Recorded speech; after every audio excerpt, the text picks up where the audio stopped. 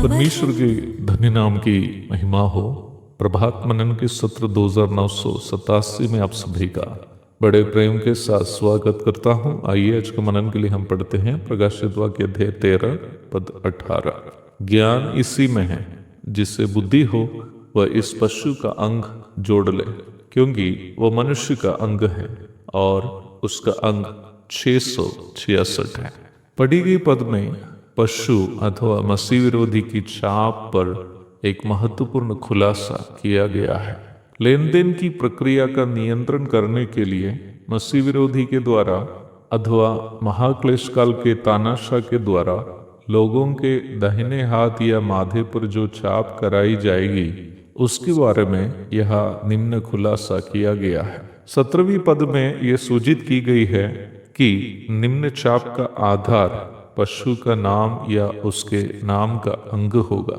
उसके पश्चात 18वीं पद में यह सूचित किया गया है कि पशु का निम्न अंग 666 है। 666 एक बदनाम तथा कुख्यात संख्या है। गैर मसीह लोग भी, जिन्हें बाइबल में इस संख्या का महत्व की कोई जानकारी नहीं है, वे भी इसे शैतान की संख्या मानते हैं। इस संख्या का महत्व क्या है? महाक्लेश काल में इस संख्या का उपयोग किस प्रकार होगा, इसे जानना बहुत ही रोचक होगा। बहुत ही स्पष्ट रूप में मैं वचन के अनुसार बताना चाहता हूं कि वर्तमान कलीसिया युग में 666 का कोई खास महत्व है करके वचन से हमें कोई खास जानकारी नहीं मिलती है। पर वचन हमें स्पष्ट रूप में ये भी जानकारी देता है कि कलीसिया युग के पश्चात आने वाले महाक्लेश काल में इस संख्या का खास महत्व है भी। 16 से लेकर 18 तक के पदों में हम खास करके 5 महत्वपूर्ण बातें मसीह विरोधी के द्वारा मिलने वाली छाप तथा 666 के बारे में देखते हैं। पहली बात, यह सार्वजनिक रूप में महाक्लेश काल में जीवित सभी मनुष्य को लेना होगा।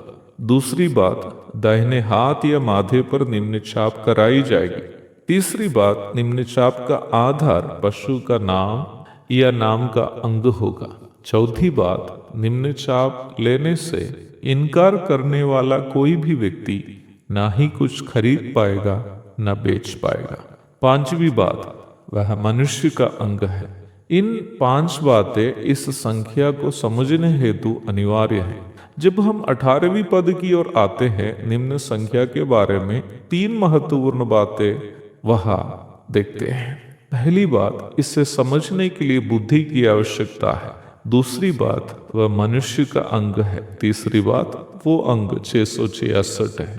खास करके इन्हीं सूचनाओं से हमें 666 नामक रहस्य को खोलना है। पहली बात, इसे पशु का अंग कहलाया गया है। दूसरी बात, इसे मनुष्य का अंग भी कहा गया है। जैसे पद में सूचित किया गया है, पशु के आदेशानुसार दी जाने वाली छाप 666 पर आधारित होगी।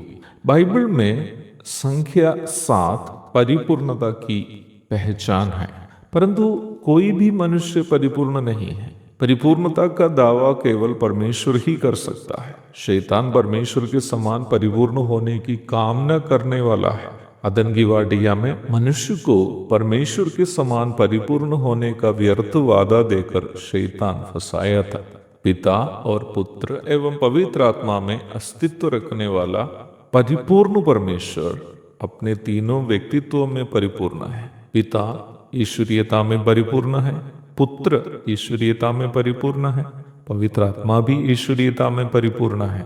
यदि परमेश्वर की इस परिपूर्णता को संख्या में लिखना पड़े तो कैसे लिखना होगा? 777 अथवा 777, क्योंकि बाइबल में 7 परिपूर्णता को सूचित करता है, परंतु 666 परमेश्वर की नहीं बल्कि मनुष्य की संज्ञा है। मनुष्य की समस्या क्या है? वह पाप करके परमेश्वर की महिमा से वंचित है, रोमी 3:23, अथवा परमेश्वर की पवित्रता की परिपूर्णता से पापी मनुष्य वंचित है।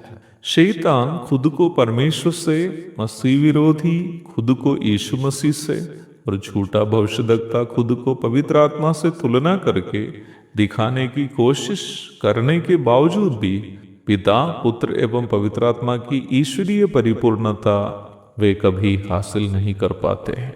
इस परिप्रेक्ष्य में देखा जाए 666 अथवा 666 प्राथमिक रूप में शैतान के कपट त्रिएकता का अधूरापन को सूचित करती है। अध्ययन जारी रहेगा। एक और शुभ दिन की धन्य कामनाओं के साथ आज का मनन में यहाँ समाप्त करता हूँ। प्रभु आप सबको आशीष दे। आमीन।